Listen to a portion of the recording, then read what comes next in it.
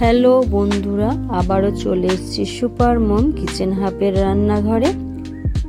আজকের recipe ভেজিটেবলের chop. কেমন করে আমি বানিয়েছি সেটাই আপনাদের সাথে শেয়ার করেছি। বিট গাজর গ্রেটারের সাহায্যে গ্রেট করে নিয়েছি। কড়াইতে তেল দিয়েছি। তেল গরম হয়ে যাওয়ার পর বিট আর গাজর তেলের মধ্যে দিয়ে একটু ভাজা ভাজা হয়ে গেছে। তারপরে দিয়েছি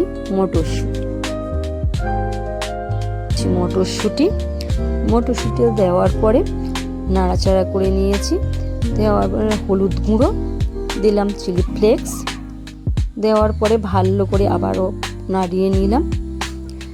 মশলাটা ভালো করে কষিয়ে নেওয়ার পরে এবারে দিয়ে দেব সিদ্ধ আলুটা কিন্তু আমি আগে থেকে সিদ্ধ করে রেখেছিলাম, সেই আলুটাই সিদ্ধ দিয়ে দিলাম। দেওয়ার পরে আবারও ভালো করে এবার সব কিছু একসাথে কষিয়ে নিতে হবে। দেওয়ার পরে দিয়ে দিলাম লবণ, দিয়ে দিলাম একটু চিনি, দিয়ে দিচ্ছি বাদাম দেওয়ার পরে ভালো করে আবারও নাড়িয়ে নিতে হবে। আর দিয়ে দিলাম চাট মশলাটা দিলেই কিন্তু টেস্টটা ভালো হয়।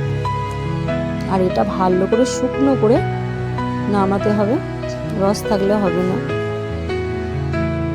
এবার হাতের সাহায্যে যে যেরকম শেপ দিতে পারে, আমি লম্বা লম্বা আকারে শেপ দিয়েছি।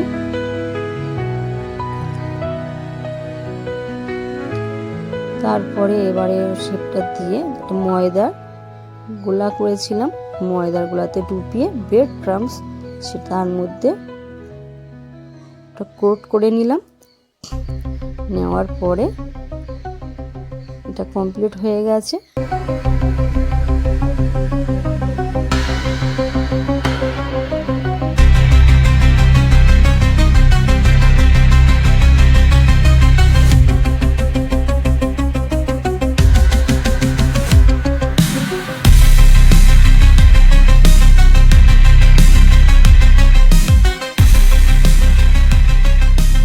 সবগুলো করা হয়ে গিয়েছে, এবারে ভেজে নিই।